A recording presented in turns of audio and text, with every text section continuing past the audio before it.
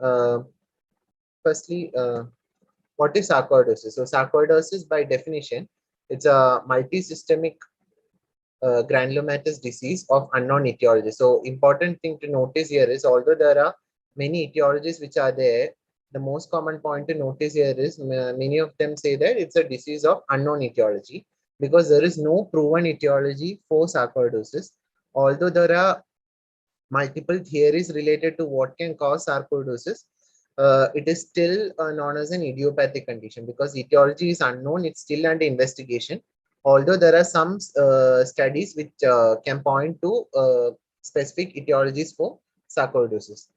Now, coming to sarcoidosis, the most important point to note here is sarcoidosis. Why it is more of a pulmonology topic? It's because more than 90% of the time in sarcoidosis, it's the lungs that are affected in sarcoidosis. So the important point to note here is the lungs are most commonly affected in more than 90%. And another important point is, in most of the cases, especially when it's an earlier stage, it is a self-limiting disease and it resolves usually in in around 2 to 5 years. So important point to note here is, first is it's a unknown it's an unknown etiology. It's an unknown etiology. Secondly, it mainly affects the lungs. That is, more than 90% of the cases it infects the lungs, and it's a self-limiting, and most of them, especially if it's an early stage, results in around 2 to 3 years. So these are the important points. One is a granulomatous disease. It's of unknown etiology, and more than 90% of the times the lungs are affected. Coming to next slide, what is epidemiology? The most important point to note here is, in earlier times it was known as a disease of adulthood, but nowadays there is something called as congenital or a childhood onset sarcoidosis, in which there are different phenotypes are present. So earlier it was known mostly as a disease of adulthood, but now it is mostly there are cases reported of childhood sarcoidosis as well. And important point to note here is, when it's a childhood sarcoidosis, it has more involvement of the eye, skin, and joint involvement. Earlier we saw in if it's a normal sarcoidosis, in adult sarcoidosis, more than 90% there's a chance of lung involvement. But when it is a childhood sarcoidosis, the more common involvements include eye, skin, and joint involvement. So that is one point to be noted. The female is to male preponderance is around 2:1, and there is an increasing, as it's a disease of adulthood, there is an increasing number of cases in more than 40-year-olds, and it's more common in African Americans than whites. So female is to male ratio of 2:1, more common in African Americans than whites. And another important point here is, if it's a childhood, it's more of a extrapulmonary manifestations which are there. Coming to next, so as I told in the first slide, it is mostly a case of unknown sarcoidosis is mostly an unknown etiology, but there are various studies which can point towards some associations between certain conditions and sarcoidosis. So it can be HLA associated, that is a class 2 MHC. So this is one of the most important pathogenesis in case of sarcoidosis. So HLA associated, and usually HLA DRB4, if I'm not wrong, and this usually has a good prognosis. So important point to note here is, it's a class 2 MHC related disease, and usually the HLA related has a good prognosis. Then, as we all know, whenever it's a basically a CD4 plus lymphocyte predominant disease. So because it's HLA, you have your antigen presenting cells which are identified by your HLA2. Then your CD4 plus lymphocytes come up and your monocytes also come up. As we know, even in TB, you have the same pathogenesis where it's a delayed hypersensitivity and you have a granuloma formation. So it's due to the CD4 plus cells and your MHC that there is basically a granuloma formation. And another point to note here is it's a CD4 plus mediated condition. Therefore, what point to be noted here is in HIV patients, when you have a low CD4 plus count, the chance of having sarcoidosis is less. That is why the chances of having sarcoidosis in HIV is less. Then there are certain infectious causes like mycobacterium and your propionibacterium acnes. Okay, and autoimmune phenomenon has also been told for sarcoidosis with a molecular mimicry, but however, these are still under study.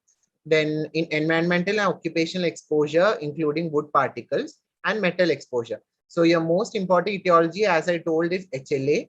Then you have infections like mycobacterium and propionibacterium acnes. Then occupational exposure to dust and your metal industry. And now the newer etiology is about a autoimmune pattern for sarcoidosis. So these are the important points to be noted here. Now coming to your next slide. So here, as I told, this is the main pathogenesis. It's HLA mediated. Basically, you have the antigen, which is recognized by your class 2 MHC. The class 2 MHC then presents it to the your macrophages and your monocytes and your CD4 plus lymphocytes. So all these will affect with the T cells will result in the presence of a sarcoid granuloma.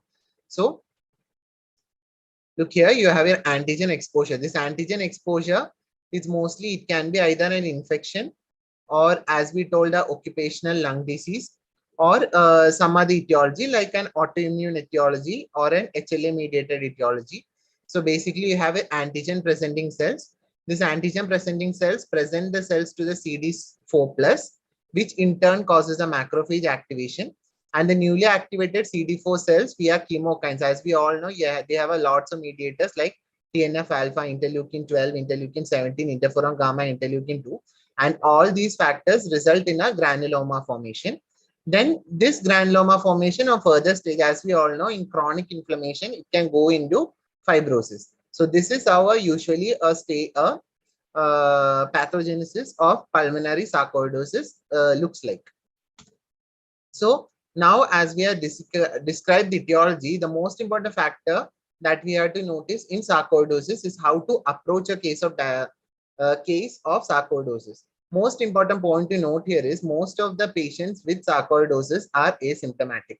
So the main it is the highlight, the whatever finding, it's an incidental finding in most of the cases.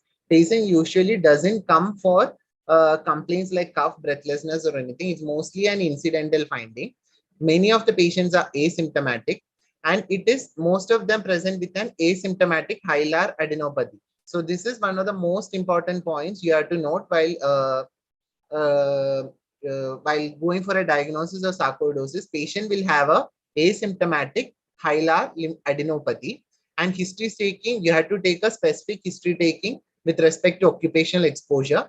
And another point to be noted here is chronic beryllium disease. As we all know, beryllium disease is a disease which also can cause a granuloma formation, just like your tuberculosis, just like your sarcoidosis. So that is one of the most important differential diagnosis for a granulomatous inflammation.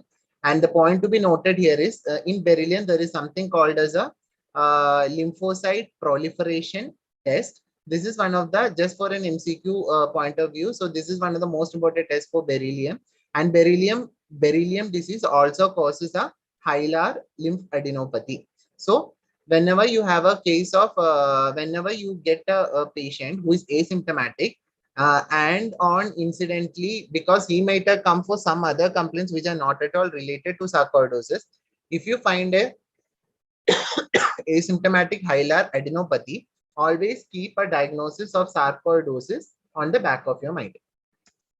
Now, extrapulmonary involvement. As I told in the first slide itself, 90% of the patients have lung involvement and more than 40% have involvement of the skin, liver, peripheral lymph node or eye, and other involvement include your neurosarcoidosis as well. Then it can involve your cardiac as well. In a later slide, I will be discussing the appropriate percentages of various types of sarcoidosis. So just see here, as we all know, it's more common in the African Americans than whites. And this is what the percentage in African American is 66%. And these are two studies. Basically, you have the Charleston and Cincinnati study, which studied the epidemiology of sarcoidosis. Therefore, according to this, as I already told, woman is to male ratio is 2:1. Therefore, 66% in women, and in other study found that it's 71% in women. More common in African Americans. Lung involvement, as I told, it's approximately around 90%. And coming to other organ involvement, the most common organ involved is the eye or the ocular sarcoidosis in one study. In the other study, it was skin here. And in this study, it is eyes. Then the next common organ is liver, neurological, and cardiac. But the most important point to note here is most of the patients of sarcoidosis, they usually die from a neurological or a cardiac sarcoidosis. So this is something which is always lethal. Most of them die either due to a arrhythmia or a heart block, or basically neurosarcoidosis, a progressive myelopathy. So most common is lung, and the second most common according to Cincinnati study, it's the eye, and according to the Charleston study is the skin, and liver liver is the fourth most common in both the studies. So radiographic evidence. So one of the most important diagnostic thing in sarcoidosis is your radiographic evidence. There's something called as a scattering staging, which I'll be discussing later. This is the mainstay of sarcoidosis treatment, in which you have basically 1, 2, 3, 4, and 0. 0 means your chest X-ray is normal. In 1, you have a bilateral hilar adenopathy. In 2, you have a chest X-ray infiltrate plus a hilar adenopathy. In 3, you have just a lung infiltrate. And in 4th, you have basically fibrosis, a chronic inflammatory stage. So this is the most important point to be noted. Always, as I told, asymptomatic bilateral adenopathy is suggestive of sarcoidosis.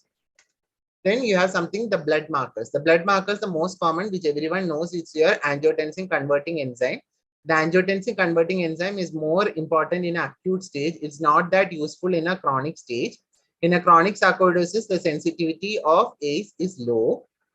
But in acute sarcoidosis, it has a sensitivity of around 77% and specificity of around 93%. An important point to note here is if your ACE levels is more than 2 times the upper limit, that is highly sensitive. That is highly probable of sarcoidosis. Although there are other conditions which can cause elevated ACE levels. If your ACE levels are more than 2 times your upper limit of normal, that means there is very high chances of patient having sarcoidosis. Newer markers which are there are the serum chiotriosidase, in which higher levels show worse prognosis. And you have interleukin-2 receptor, which is a marker of T cell activation, which is also activated in sarcoidosis. So one is your ACE, second is your serum chiotriosidase, and your third is your interleukin-2 receptor, which is a marker of T cell activation basically. Then HPE is your mainstay of diagnosis, in which you have a granulomatous inflammation. It's mostly a non-caseating granuloma, but in certain cases there can be caseous, there can be necrosis. This necrosis is mostly seen in moderate to severe conditions of sarcoidosis. So biopsy specimen, while how to choose a biopsy in sarcoid. So basically look for an organ that is easily accessible, because you had to always move from a lesser invasive to a more invasive procedure. Then if you are not able to find or try to avoid visceral organs, if you are not able to find any organ to biopsy and you have clinical symptoms highly suggestive of sarcoidosis, there are some commonly involved sites in sarcoidosis, like your lungs. So you can always take a lung biopsy. So if the biopsy says, may always look for something superficial like your skin or your parotid gland or your lacrimal gland. This I'll be discussing later. If there is no obvious source of biopsy, look for the most commonly involved organ. That is the lung, in which you can use a TBLB, or if you find something, you can give a EBB, or you can do a TBNA. And next is bronchoscopic biopsy, which is your TBLB, as I mentioned earlier. So always look for a peripheral site and a superficial, which is less invasive and most commonly involved. If you are able to find no evidence or no biopsy site, in such a case, you have to always look for lung, because the lung is the most commonly affected. So this is something. So this is the basic approach of sarcoidosis, which I discussed in the slides earlier. Now you have a clinical radiographic data. That is, you have suspicion of sarcoidosis. If it's a very typical case, that is, as I told, it's asymptomatic hilar adenopathy, and there are no symptoms suggestive of any other disease contributing to hilar adenopathy, like a tuberculosis, and most important point I told earlier, like a borreliosis. If both of these are not there, then you can always say that it's a case of sarcoidosis and you needn't do a biopsy. You can look at an ACE level, and if the ACE level is greater than 2 times upper limit, that's always something which increases the probability of sarcoidosis. Now, if you have a biopsy site which is easily accessible and you take a biopsy and you find granulomatous inflammation, look for other causes of granuloma, mainly your TB, any occupational lung disease. And if you have excluded all other causes of granuloma, you can always look for at least one more additional organ involvement. If it is documented, you can exclude other multisystem granulomatous disease, and then sarcoidosis is highly likely. Now, if your biopsy is suggestive of a granuloma, if there is no granuloma, there is no diagnosis of sarcoidosis.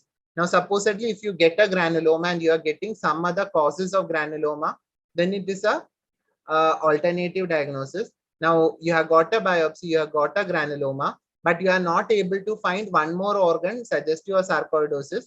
Diagnosis is always possible, but there is one more condition called as idiopathic granulomatosis disease of the one organ.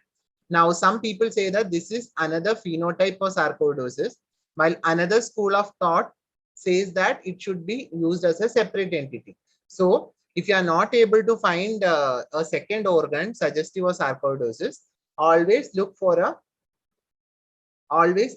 keep in mind the idiopathic granulomatous disease of one organ. Now, supposedly, if you find one more organ in which you have evidence of sarcoidosis, you can exclude alternative multisystem granulomatous diseases. If it is not excluded, alternative multisystem granulomatous diseases to sarcoidosis. So, basically, this is how you approach. Firstly, you do a biopsy.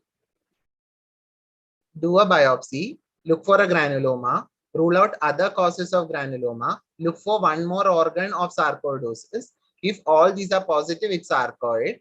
Even with one organ, even if with evidence of sarcoid in one organ, that is also suggestive of sarcoid.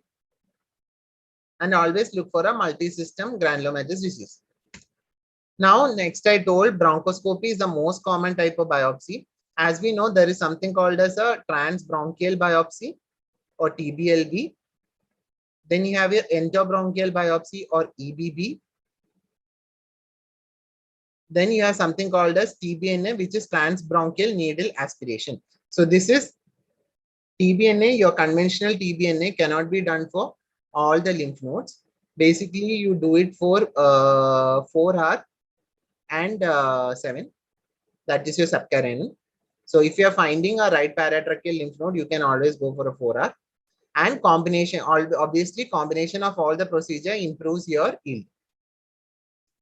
Next is BAL, that is bronchoalveolar lavage. As we all know, it's a CD4 mediated condition. Therefore, your CD4 levels are high. A CD4 plus CD8 ratio greater than 3.5:1. Then it is a CD4 mediated. Therefore, you will have increase in number of lymphocytes. Therefore, approximately more than 15% of lymphocytes will be present. If it is a case of hypersensitivity pneumonitis, they will have more than 40 to 60% of lymphocytes. So if you have a larger number of lymphocytes, always keep in mind a diagnosis of HP or hypersensitivity pneumonitis. and a CD4 plus CD8 ratio greater than 3.5:1. In HP, your ratio is usually reversed. That is, your CD4 is lesser than your CD8 in a case of HP, but that is actually in a chronic HP type pattern, because HP is more of a CD8 mediated pathology. So now, as this is a revision of the previous slide, if there's adequate clinical evidence of diagnosis of sarcoidosis, you don't need a biopsy. If you get the evidence of sarcoidosis in a peripheral gland, like a skin or a lacrimal gland, you can biopsy the organ. If you are not able to if you are not able to find evidence of sarcoidosis in a peripheral organ, you can look for sarcoidosis in a visceral organ like a lung or a liver. If it can be easily biopsied, biopsy the organ. If it cannot be biopsied, like if it's a brain or a heart, as I told earlier, it's difficult to biopsy, consider biopsy, or you can either, that is with high risk, it's basically a risk benefit ratio. If that's not possible, there are other options which you can use, like a body scan, that is a gallium-67 PET scan, or you can do a blind biopsy of the organ which is not suspected to be involved, like your lacrimal gland and muscles, or there is something indirect diagnosis in which you can look for a eye examination. So basically go from a less invasive to a more invasive pathogenesis. So there are some conditions in which you don't need a tissue confirmation. That is, here we already see this one. If there is a very typical clinical diagnosis in which you don't need to do a biopsy. So these are those conditions. Lupus pernio, which is a skin manifestation of sarcoidosis. Then you have Lofgren syndrome. So Lofgren syndrome is a combination of bilateral hilar lymphadenopathy, erythema nodosum, and periarticular inflammation or arthritis of the ankles with or without erythema nodosum. Then you have your Heerenford syndrome, which is your uveo-parotid fever, in which you have uveitis, you have parotiditis, and you have fever. Then you have a bilateral hydropathy on chest radiograph without symptoms, and you have positive panda sign, which I'll be discussing later, which is seen in your gallium scan. A positive panda sign, that is, there is uptake in your parotid gland and your lacrimal gland, or you have a positive lambda sign, in which your right and left hilar and your paratracheal lymph nodes are affected.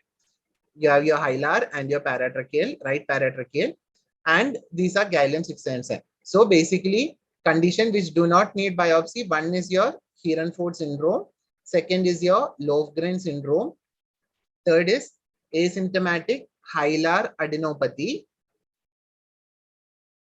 fourth is a positive panda sign,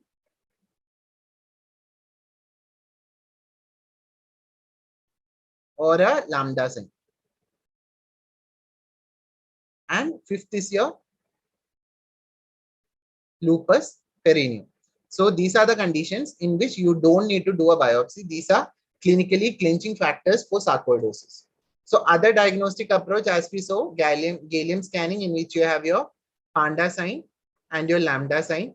PET CT scan, which is highly easily available nowadays. That is another thing. Conjunctival biopsy, that is, if there is no other biopsiable organ, you can do a eye examination and look for a conjunctival biopsy. Then you have a lacrimal gland and parotid gland. So all these can be used for blind biopsies as well. That is, these are the organs which are easily affected by sarcoid, and more than that, it is superficial and it is less risky. Next, you have your HPE. As I told, it's a granulomatous inflammation, non-caseating granuloma, may have some amount of necrosis, which is in a moderate to severe cases. Then you have some inclusion bodies called asteroid bodies, Schaumann bodies, Hamazanki-Weisenberg bodies, and bifringent crystals. This is something which you can learn in pathology. There are diagrams which are easily available. So just remember the names. One is asteroid bodies, Schaumann bodies, Hamazaki-Weisenberg bodies, and bifringent crystals. There's some test. There's a test called Quine-Shabak test as well, which you can read up. So what are the differential diagnosis? One, as I already told, is tuberculosis. Second is berylliosis. Then some other conditions. That is, just remember the names. If you are not able to remember the entire clinical description. One is Blau syndrome. It has granulomatous iritis, arthritis, and skin rash. As we all know, skin rash is a part of sarcoid. Then you have granulomatous iritis and arthritis. But point to be noted here is sarcoidosis is mostly a disease of adulthood. Blau syndrome is mostly less than 12 years of age, autosomal dominant, and it has a very, very less pulmonary involvement, less than 20% of pulmonary involvement. Next differential diagnosis is granulomatous lesion of unknown significance, which you call as GLUS, in which there is no elevated serum ACE levels, there is no hypercalcemia, and your Quen's Lispach test is negative. And this next is necrotizing sarcoid granulomatosis, which I told, in which there is a single organ involvement. So here it is actually, there are two schools of thought. One of them says that it's actually a different type of sarcoidosis, whereas another school of thought says that it should be used as a separate entity. So always remember, the first thing that should come to mind is TB, then beryllium. Thirdly, you have Blau syndrome, which is less than 12 years of age, autosomal dominant, less pulmonary involvement. Then you have idiopathic granulomatosis, necrotitis sarcoid granulomatosis. Then you have your GLUS, that is granulomatous lymphadenous lesions of unknown significance, in which all your markers are normal and the Queen's Lispach test is negative. Now, evaluation of pulmonary disease, usually you have a PFT. Your PFT usually is normal because it's a asymptomatic patient, is usually normal. In later stages, it can cause an obstructive, restrictive pattern, may be present in a later stages. DLCO is the clinching spirometry, clinching PFT, in which DLCO is disproportionately reduced. That is, your patient symptoms and your degree of the patient may not be that symptomatic, low symptom, but reduced, very highly reduced DLCO, and your 6-minute walk distance, which is actually to see for your exercise capacity. In later stages of sarcoidosis, when you develop a pulmonary artery hypertension, your 6-minute walk distance will be reduced. Now, chest radiography, as I already told, there is scalding staging. Basically, like any other disease, the greater the stage, poorer the prognosis. So earlier stages have a better chances of resolution, and you have to always go for a serial chest X-ray monitoring. So these are the stages. Stage 0 is normal. Stage 1, you have bilateral hilar adenopathy. So this is just hilum. Stage 2, you have hilum plus lungs. Stage 3, you have lungs alone. And stage 4, you have fibrosis. That is chronic inflammation. So stage 3 and stage 4 have the worst prognosis. So this is scalding staging, in which you have bilateral hilar lymph, you have a bilateral hilar lymphadenopathy. Here you have pulmonary infiltrates as well as hilar adenopathy. Here you are just have a pulmonary infiltrates, and in fourth you have diffuse fibrosis, which is there. So HRCT based scoring is now available, prognostic tool. Then you have characteristic honeycombing, reduced DLCO, increased AA gradient, peribronchial thickening, and peribronchial granular infiltrates. Radionucleotide scanning, basically, as I told, there's something called a Spanda sign, in which there is increased gallium uptake in your lacrimal glands and in your parotid glands. So basically, it resembles the eye of a panda. So that is why it's called panda sign. Then you have the lambda sign, in which it depicts you have a right paratracheal lymph node, you have a 2 hilar lymph node. So this is the update. You have pretracheal, you have paratracheal, right and left paratracheal, and the hilar lymph nodes. Extrapulmonary sarcoidosis. Now we will see organs one by one. Eyes. Eyes, as we already know, eye is the according to Cincinnati study, it's the third most commonly involved, and according to the other study, it's the second most commonly involved. Most common eye manifestation is uveitis. You have optic neuropathy, adnexal and orbital, lacrimal gland enlargement, orbital mass, clearer involvement, glaucoma and cataract. This glaucoma and cataract are most of the cases it's due to treatment, because in case of ocular sarcoidosis, we normally use steroids. So these steroids can in turn cause glaucoma or cataract. The most common eye manifestation of sarcoidosis is uveitis. Next, you have the skin, another most important, because it's something which can be easily biopsied. So in skin, you have your maculopapular lesions. You have a hyperpigmentation and hypopigmentation. Lupus perineo, which is specific for sarcoidosis. As I already told, this is a disease defining criteria for sarcoidosis. And you have erythema nodosum, in which you have bilateral reddish papules. And it's associated with good prognosis. So here you have your lupus perineo. It's basically violaceous papules which are seen over your nose and your cheek area. Here you have a case of erythema nodosum. Next, neurosarcoidosis, only less than 10% of the cases, which is very rare, but it's highly fatal. It can result in optic neuritis with or without uveitis. Cardiac involvement. This is also highly fatal. It can use a cardiomyopathy. It's an infiltrative cardiomyopathy, basically manifesting in two forms, either arrhythmia, reduced ejection fraction. Arrhythmia is the most common cause of death in cardiac sarcoidosis. And the most common screening tool, earlier it was called as a transesophageal echocardiography, but now everyone prefers a MRI. Cardiac MRI is the most common, most specific testing, or a PET CT is the most specific testing for cardiac sarcoidosis. Next, you have ENT, ear, nose, throat. We know parotid gland is there. You have parotid fever, xerostomia, sinusitis, lupus perineo, saddle nose, epiphora. Liver, you have mostly elevated ALP, transaminases. Your AST, ALT is usually normal. Basically, you have to monitor only your ALP. Joints, you have arthralgia, Lofgren syndrome, which I discussed earlier, in which you have. Then muscles, you have acute myositis and chronic myopathy. Lymphadenopathy, as I already told, hilar lymphadenopathy, mediastinal lymphadenopathy. You can also have cervical lymphadenopathy.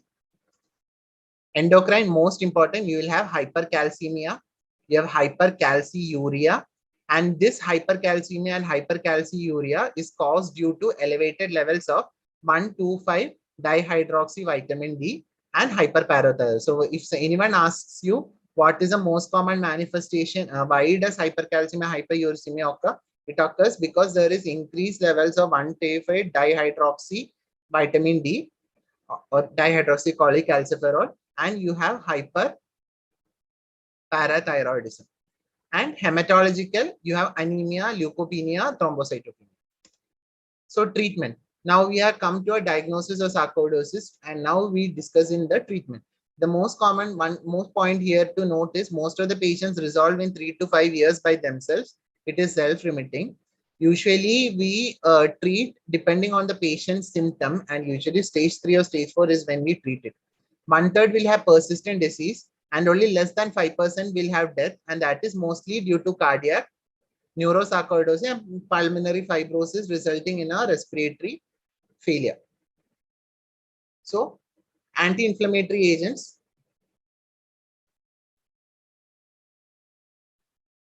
Agents are your mainstay of treatment in sarcoidosis. Corticosteroids, mainstay of sarcoidosis treatment.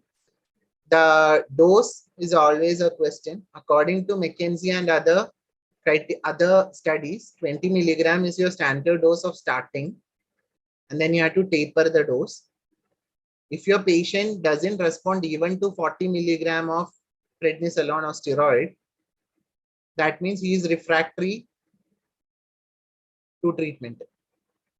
So according to McKenzie and colleague, 20 milligram of prednisolone is the starting dose. It will require a very long treatment. Sometimes it can take more than 2 years, because many times what we see in sarcoidosis patient is we start them with 20 milligram. When you taper the dose, the patient worsens, or when you stop after tapering, the patient worsens. So sometimes it will require a very long duration of treatment in sarcoidosis. And if the patient has no improvement with 40 milligram of prednisolone, that is what you call as a refractory to treatment. Next, what you have your steroid sparing agent. These are mainly used to reduce the dose of steroids. Most commonly used is HCQ. Then you have your methotrexate. You have leflunomide. which I'll be discussing later. You have your mycophenolate mofetil, you have azathioprine, and you have certain biological agents as well, like TNF alpha inhibitors. So hydroxychloroquine, as we already know, hydroxychloroquine and chloroquine is mainly in malaria. So this is one of the most commonly used drugs. And it's mostly useful in your sinus if your sarcoidosis is affecting your sinonasal and cutaneous sarcoidosis. Always look for ocular toxicity, important. And the dosage is usually 400 milligram per day, 200 BD. Opthal clearance before starting HCQ. HCQ has less ocular toxicity than chloroquine. Okay. So next, coming to your methotrexate. Usually, according to guidelines, 15 milligram per week. It's basically an as we all know, methotrexate is an anti-metabolite. More commonly nowadays can be used in RA, SLE, and here in sarcoid, it is effectively useful in persistent sarcoid. As I told earlier, in about 5%, it can be persistent sarcoid, and if it's refractory to steroids, so used in remitting, that is, it keeps on coming back if your steroids are reduced, and persistent disease. It is useful in ocular, cutaneous, urogenic, and sinus sarcoidosis. Adverse effect, as we all know, bone marrow suppression, pulmonary toxicity. It can cause pneumonitis. Thirdly, you have your hepatotoxicity. So always look for these factors when you are giving methotrexate. Next is your azathioprine, more commonly used in chronic sarcoidosis. It's as effective as MTX, but it's more toxic. That is more hepatotoxic. Full dosage should be always used with caution because studies in systemic sclerosis have shown that it can have adverse effects, severe adverse effects. So always keep on monitoring and don't give the full dosage. Always start at a low dose. Next, you have a leflunomide. It cannot be usually used in combination with MTX. Less GI and pulmonary toxic compared to MTX. It can cause peripheral neuropathy. Mycophenolate, one of the mainstay in systemic sclerosis. It is useful in neurosarcoidosis and persistent disease. It has less bone marrow toxicity compared to MTX, but it has significant GI and infectious complication. So MMF is a very useful drug if used properly, because it has less hepatotoxic, less bone marrow suppression, but significant GI and infectious complication. Then infliximab. This has been a revolution in the treatment of sarcoidosis. It's a chimeric antibody to your TNF alpha. It is mainly useful in refractory sarcoidosis, pulmonary and extrapulmonary. It is the most acceptable or most, most important, most useful treatment in lupus perineo. Very high toxicity. You have reactivation of tuberculosis, and in recent studies, it can be also lead to an increased risk of malignancy because it has been used in some cases of systemic sclerosis and other connective tissue disorders. It has shown increased risk of malignancy. Always look for latent TB because it always causes a reactivation of TB. Contraindicated in cardiac failure because it has increased, studies have shown that it has increased mortality in cardiac patients.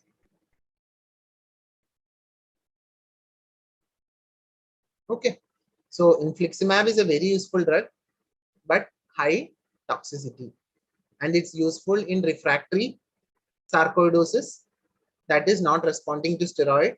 It's the drug of choice, or it's the most useful drug in lupus perineo, and it always screen for latent TB. It's contraindicating cardiac failure. It always increases the risk of malignancy.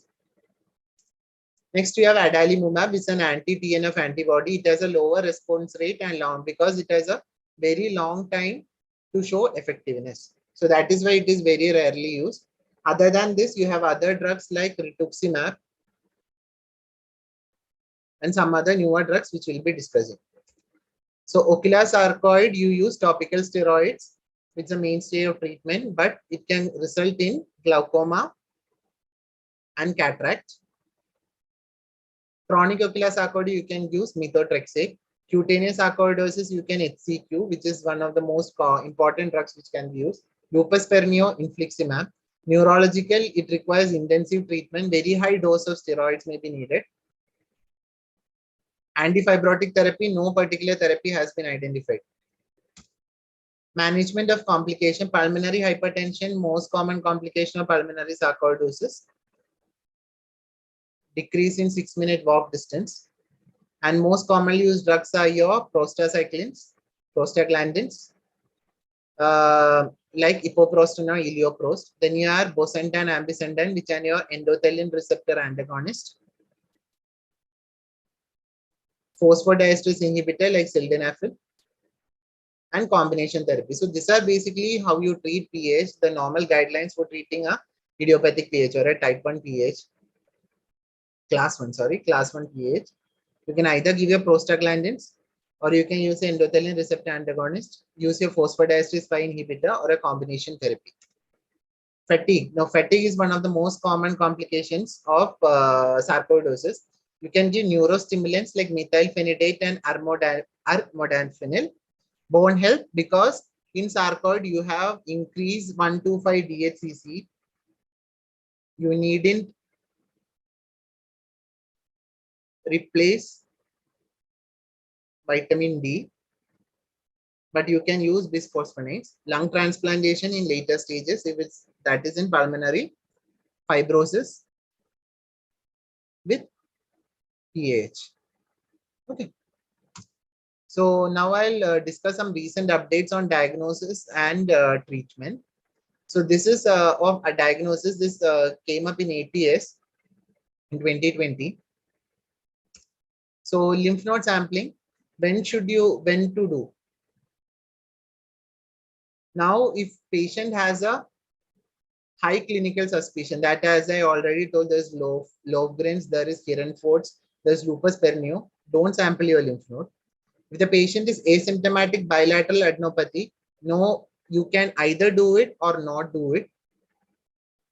But if a patient has suspected sarcoidosis and there is a mediastinal hilar lymphadenopathy for whom it has been determined that tissue sampling is necessary, you can use a EBUS guided TBNA better than mediastinoscopy. So this is something which I discussed earlier itself. Screening for extrapulmonary disease. Now, if you are diagnosed a case of sarcoidosis, we should look for extrapulmonary disease. If you do not have, even if the patient has no ocular symptoms, a baseline eye examination is necessary.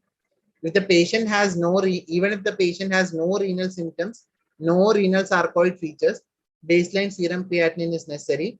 If patient has neither hepatic symptoms nor established hepatic sarcoidosis, baseline ALP. So you should suspect if the patient is sarcoid, you should do a eye examination. You should do a serum creat, and you should do a ALP. There's no need of AST and ALT levels. If there is no hepatic symptom, we make no recommendation for baseline serum, that is AST ALT not needed. Even if the patient has calcemia or not, you can do a recommended baseline calcium testing. Vitamin D replacement is necessary or not. We suggest measuring both 125 mm before vitamin D because in sarcoid you have increased 125 DHDD. So if you are giving, the patient should not go into hypervitaminosis D. So you should always do a vitamin D levels before giving supplementation for the patient. So complete blood count to look for anemia, leukocytopenia, thrombocytopenia, baseline ECG to screen for cardiac involvement. And if the patient does not have any cardiac symptom, do not needn't do an echo or an ambulator Holter monitoring. If the patient has a cardiac symptoms like chest pain, breathlessness, etc. Suggested your cardiac MRI is way better than a PET or TT. So for cardiac MRI, greater than a PET scan or a echo. And extra cardiac who are being MNS, if the cardiac MRI is not available, you can go a PET rather than a TTE. So this is the order in cardiac sarcoidosis. You can do MRI greater than PET, greater than echo. And pulmonary hypertension is suspected, you can do a transthoracic echocardiography. So, and the transverse echo is, if there is a suggestion of PAH, we can use a RHC to confirm PAH. If there is no evidence of any abnormality in a right heart pressures is normal in echocardiogram, you can do a RHC depending on case by case basis. So if you have a patient of, summarizing, if you have a patient of sarcoid, what are the baseline investigation necessary? You should do a eye examination. You should do a creat level. You should do a alkaline phosphatase level. If the patient has any symptoms, has no symptoms of cardiac symptoms, do an ECG. If cardiac symptoms are there, do a PET is all, a cardiac MRI is always better than a PET scan, which is always better than a trans echocardiography. To screen for PAH, do a 2D echo. If 2D echo has findings, go for a RHC. Even if the 2D echo is negative, it's up to the physician. Before giving vitamin D supplementation, do a vitamin D levels, especially 125 DHCC levels. Then you had to do your complete blood count, your serum calcium level. And as I already told, there are some markers which we discussed earlier, your serum ACE levels, your chiotriosidase levels, interleukin 12 levels to look for T cell activity. High interleukin 12, high T cell activity, poor prognosis. Now the treatment. As we all know, in patients with pulmonary sarcoidosis, should glucocorticoid treatment be used? For untreated patients with major involvement from bilirubin center, we recommend the introduction of glucocorticoid treatment to improve or preserve FEN, that is to prevent the patient from worsening. For patients with symptomatic bilirubin, higher risk of future mortality or permanent disability from sarcoidosis, continued disease, and we suggest that is so. If the patient has a symptomatic pulmonary sarcoidosis and if he has any comorbidity which can result in a high risk of future mortality, you have to have a glucocorticoid plus a disease modifying drug or immunosuppressant, and believed to be at a high risk of disability who have been treated with glioasthma and have continued disease. And if he has already been on an immunosuppressive agent and still he is progressing, that is, he has a refractory sarcoidosis, always use infliximab. In patients with cutaneous sarcoidosis, should glucocorticoid treatment be used? Active skin lesion which cannot be controlled by local treatment, which if it is not controlled by local treatment, you can use glucocorticoids. Now the next one, when basically if the other, basically the funda is, if your treatment is not, initially you start with glucocorticoid. If the patient is not improving, you add one more immunosuppressant. If it's refractory to everything, add infliximab. So here, if you have a cutaneous sarcoidosis who have been treated with glucocorticoids, other immunosuppressive agent, and have continued cosmetically important active skin disease, we suggest the addition of infliximab compared to no additional treatment. So nextly, you have cardiac sarcoidosis. In cardiac sarcoidosis, if there's a cardiac abnormality, we recommend the use of glucocorticoid. And in neurosarcoidosis, you have to use glucocorticoid. Who have been treated with glucocorticoids and have continued disease, we suggest the addition of methotrexate. For patients with neurosarcoid that have been treated with glucocorticoids and the second line agent and have continued disease, we suggest the addition of infliximab.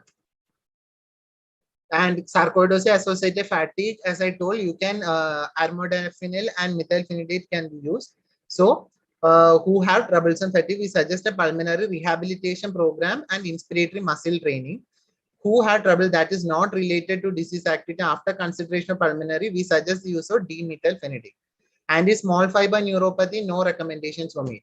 So the most common drugs, as we know, prednisolone or prednisolone, you start with 20 milligram QD, and you have to follow up. You have to keep it at the minimum dose. We know the major toxicity: DM, hypertension, weight gain, osteoporosis, cataract.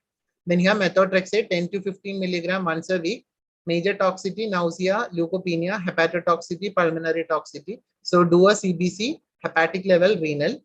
Leflunomide, nausea, leukopenia, hepatotoxicity. All this we have discussed earlier. Just the dosing. Azathioprine, always keep the lowest dose possible. It can cause nausea. It can cause severe bone marrow suppression. It can cause infection. It can cause malignancy.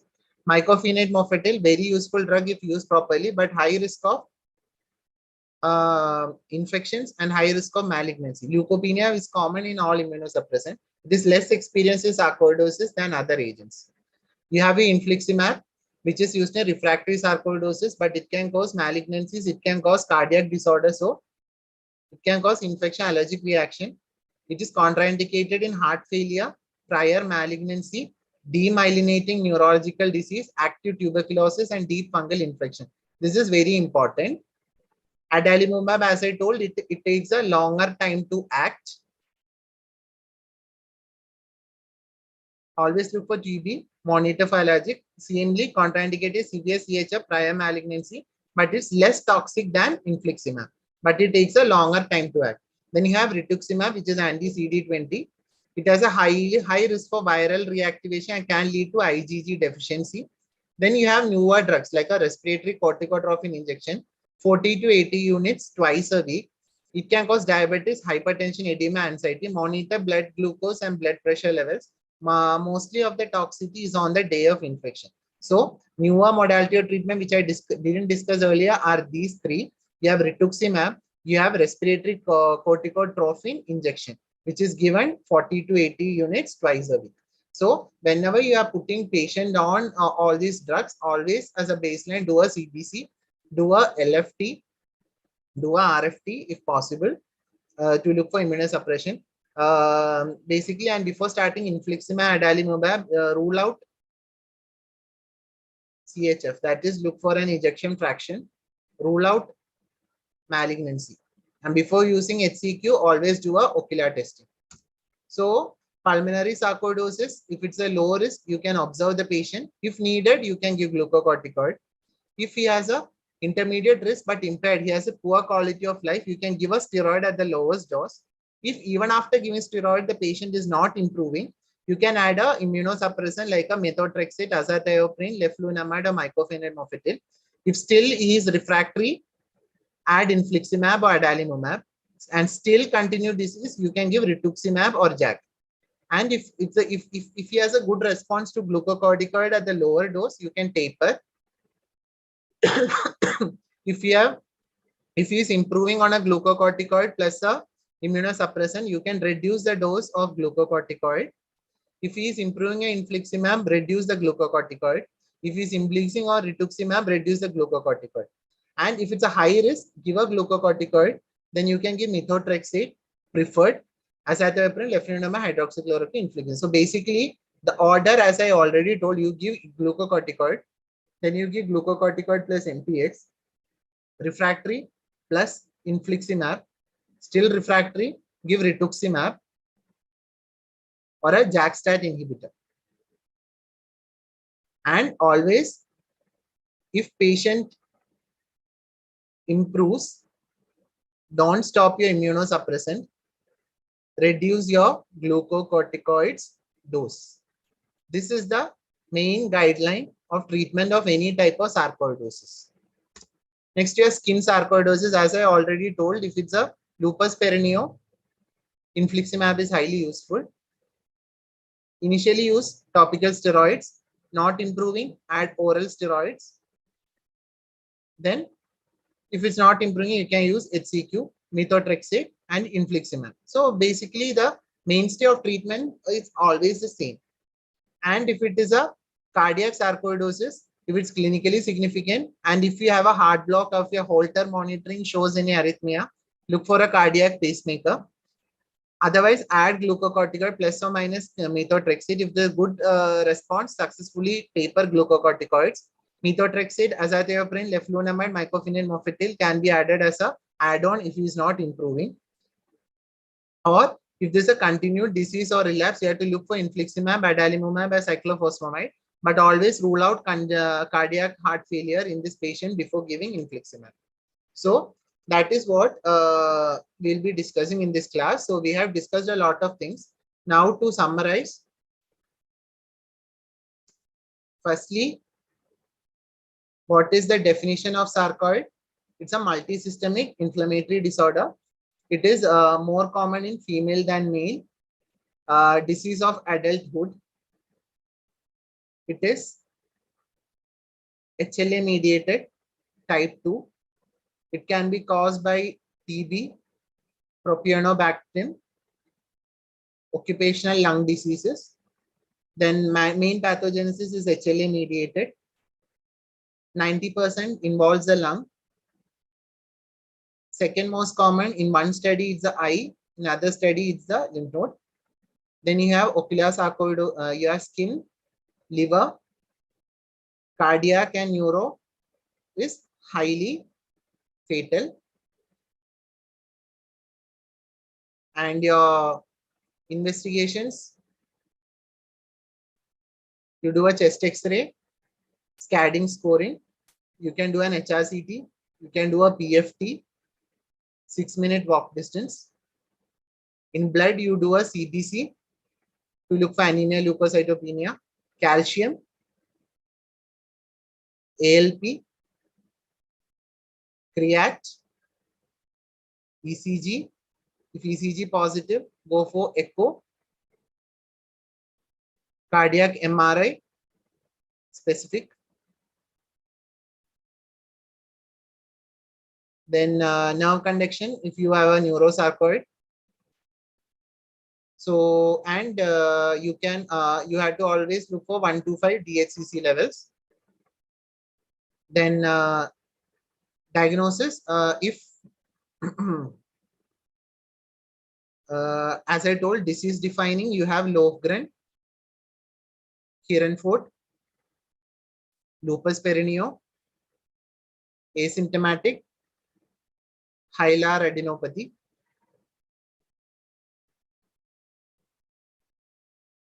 peripheral superficial biopsy. You can, if nothing is available, you can go for parotid, lacrimal, lungs. If you have a lymph node, go for a EBUS, TBNA. And treatment, mainstays glucocorticoids, immunosuppressants, infliximab, rituximab, corticotrophin injections. And most important point, self-limiting condition. Around 50% are chronic, less than 5% death. So you have to always monitor the patient. Although there are a lot of pathogens, there's a multi-system organ involvement, the fatality is very less. And differential diagnosis. First, most common, you have TB, you have beryllium, Blau syndrome. Then you have granulomatous, sarcoidosis, lymphadenopathy, and you have glue. So that's in short.